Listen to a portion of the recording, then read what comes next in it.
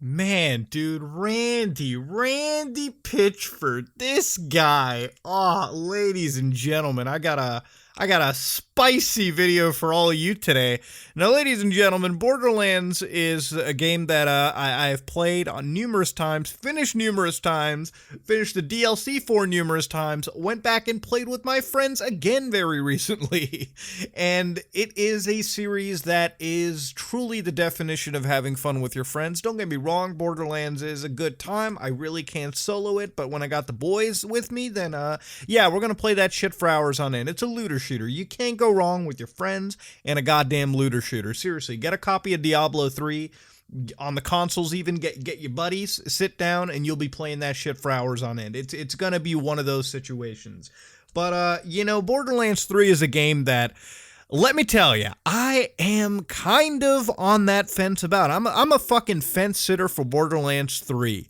Now, ladies and gentlemen, me and Randy Pitchford, we have quite a fucking history in terms of me buying his games and being incredibly let down for the most part. Now, Randy Pitchford is one of those infamous game developers out there. You know, I sort of put him on the fucking Peter Molyneux branch of game development, where it's like there's a lot of promises being made, and there is some element of shadiness that I can't look away from, that kind of game development.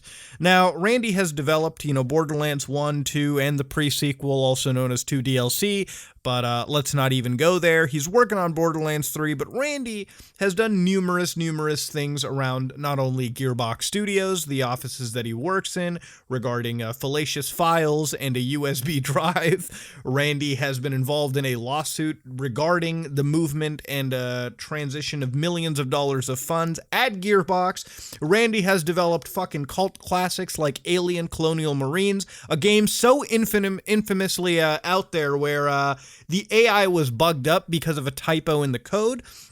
Randy has worked on Duke Nukem Forever, the game that I believe has single-handedly killed the Duke Nukem franchise. I mean, that game was being advertised for I don't know how many eons, down to the point when it finally came out with all the issues that it had, ladies and gentlemen. And now we got Randy working on Borderlands 3. Now, this story comes in multiple sagas, as I like to call it, and the first saga I want to say is that Epic Games saga. Now, this game was announced, and I was down to get it. I was down to wait for it, get that shit out, and I was gonna get it on that Steam, where I usually buy my PC games. Turns out the game has pre-orders, all that good stuff. It's got the advertising going on. Out of nowhere, Randy decides, fuck Steam, let's release this on Epic Games. Now, when you're releasing on Epic Games, Randy, everyone in the world knew, everyone that was even unborn knew that you were paid by Epic. That's kind of how the deal with the devil works. Now, see, I don't really care if you're selling your game on Epic Games Launcher. I'm not going to buy it on Epic Games until Epic Games Launcher matches EA Origins, Uplay, and Steam when it comes to a basic feature set for your launcher. If your launcher doesn't have user reviews and cloud saving and the ability to relink old game files, to your launcher, I'm not going to get it. I'm sorry. Simple as that. Your launcher is a fucking baby when it comes to the other ones, and you have no excuse for it. You got all that abort night money sitting around. You might as well use it somehow. I'm not sure. But anyways, so he's got that Epic Games launcher going.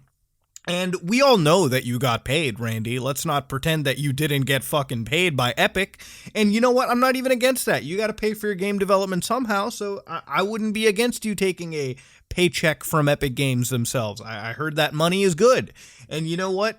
Good for you for taking it. But then Randy has to get on and basically shit on us and everyone for supporting Steam or whatever, even though at the end of the day, it's not even about support. Dude, you got paid. All right? Whatever you say about Epic being this great God-tier Jesus Christ of a launcher isn't going to apply, because we know that you got bought out for Epic. We know that they gave you a big paycheck. If you just suddenly came out and said, you know what? Epic and Steam, pretty much the same thing. In fact, I'd probably still use Steam anyways. Guess what? You think you're still going to keep that Epic Games money, dude? It's not going to work that way. We understand what it works. We understand how Epic Games works in this situation. And like I said, if that's Epic Games' hustle, that's Epic Games' hustle. Doesn't mean that I'm going to buy into it or support that kind of stuff until Epic Games does something other than throwing money around, money hatting, rather than, updating their launcher. I get that there's a fucking roadmap somewhere, but until that roadmap comes comes into fruition, then I'll start buying stuff on Epic Launcher. Like I said, I'm not against it. I just wish that they were competitive for the right reasons.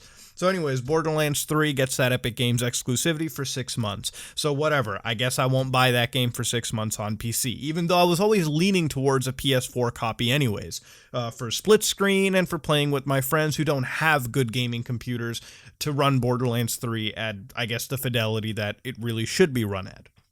So anyways, that whole situation happens. Then the fucking microtransaction situation occurs, and this is very, very close to now. Basically, what's been going on is Borderlands 3 does have microtransactions. See, Randy said that Borderlands 3 won't have, he said they won't have traditional free-to-play type microtransactions, but you will be able to buy cosmetics. So, Randy, here's the thing. Even if you're going to act like the media is against you, saying that you you did put microtransactions into Borderlands 3. See, for me, microtransactions go all the way back to, like, Oblivion horse armor. If you're selling me cosmetics for, like, $1, $2 a piece, guess what? That is a microtransaction for your game. First of all, you've got cosmetics being sold. This is effectively no way more different than how other games do microtransactions. They're selling you cosmetics. Okay, what Randy probably is trying to say here is that he's not giving you some premium currency packs and loot boxes, and that's great if you're not doing it, for sure. I'm not going to give you a pat on the fucking back for doing it because it's a $60 game, my guy. You're going to make me fucking not get loot boxes and premium currencies? Oh, fuck, thank you, Randy, for not putting a stamina system in a $60 game. Wow, Jesus Christ, you are a fucking saint amongst men. God damn, really? For $60, I'm not going to get free to play microtransactions? You want a pat on the back for that? Are you serious? Okay, cosmetics, even when they're like paid for, guess what, dude? That's a microtransaction. And Randy likes to go on fucking Twitter a lot and definitely shit on anybody, any game journalist that's not, agreeing even to the slight chance. Now, some of these game journalists have said very minimal things about Randy's microtransactions. Minimal things such as, hey, you know what? We understand that you're not giving us currency packs, Randy, but you're still giving microtransactions. You're still releasing some form of it. Paying small sums of money for cosmetics as microtransactions, you lied. That was what one of these Twitter users said. Not having loot boxes is a big plus. Like I said, I'm saying with it. And then he's going to call out Game Informer, such as, this is what your fuck-witted tweet is doing. Please correct your bullshit. This user believes and has called me a liar because of your incomplete context clickbait bullshit. No, there's no clickbait. What he just said makes 100% sense. You can get mad, but it wouldn't do that. It wouldn't make any sense. This wouldn't be how it works. Then you've got other users saying, in my opinion, this is Andy writing, you can't say no microtransactions when there's microtransactions, and then be angry that they made a tweet focusing on that angle. Okay, that's a very true thing to say. Randy suddenly says, I'm just so hurt right now.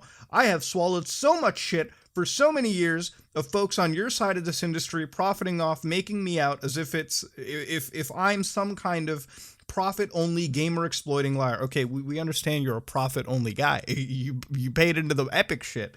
Are you against gamer exploitation? I mean, I guess if we're going the extreme route, selling microtransactions in any capacity is exploitative for gamers. If we're going that route, sure. Randy, look, I'm not saying you're the worst guy in the fucking world, but you are pretty inconsistent when it comes to things like honesty. And the reality is, this isn't a personal attack towards you. The way that you're acting is, I would almost say, pretty Phil Fish-like. Here's the thing. I was on the fence about this game. I was going to get it on the PC at some point, for sure, when it came out. Why not? It's Borderlands 3. My boys and I buy it, we have a good time. But because of the way that you're acting, Randy, the people that you're attacking, all this defensive shit that you're going towards, all this anti-consumer bullshit that you're applying to, it makes me not want to buy your game in any capacity. I went from buying this game on PC to, okay, maybe I'll buy a used copy on PS4 so Gearbox doesn't get the second sale, to, yeah, I'm not going to get Borderlands 3 anymore. You know what? Your gameplay hasn't even impressed me either. You act like this game is a second coming of Jesus Christ, when in reality, it's another looter shooter. Dude, Borderlands 1 and 2 are fun. Don't get me wrong. I can solo them. I can solo a game like Diablo 3. I'll just go back to playing more Diablo 3. I'll just go back to playing shit like Division 2, whatever I want to call it, because ever since you've really went into that looter shooter genre, which by the way, great games that you've made in the past, don't get me wrong, there have been so many other advancements. And if you're going to sit here, Randy, and act like we're all wrong and you're the only one right and everyone is attacking you, well, guess what? I'm not going to attack you. Nobody is attacking you. But what I am entitled to do is not buy into your game. And that's just what I'm going to do. I'm not going to buy Borderlands 3. This is some Phil Fish scenario where this guy has to be right 100% of the time. You can't be a percent accountable for the shit that you said. And that's just making me not want to buy into your game. And you know what? I'm pretty sure that there's plenty of other people that are thinking the same way I am. You know, I'm not fighting against Randy Pitchford. I'm not against this guy. You know, I'm sure he's a talented, fucking passionate game developer at heart. But dude, the shit you say definitely pushes anybody away from your game. And people that are defending this kind of stuff, just sit back, relax, read some of this guy's tweets from an unbiased perspective, sit down, really analyze it, and see who you're supporting at the end of the day. There's plenty of good games coming out this year. There's going to be really good games. And vote wisely with your wallet, not just on the game. There's better games, but vote in accordance to who you want to support at the end of the day. Do you want to support a guy who's blatantly lying, misconstruing things for their own agenda? That's all I gotta say. Randy, you might even attack this video. I don't fucking care at the end of the day. All I gotta say is my piece. If you're gonna sit here and sort of misconstrue facts from everyone, if you're going to attack people who don't just blindly agree with you, then we got a problem when it comes to supporting your games and your company. Gearbox to me has always been a weird, shady company.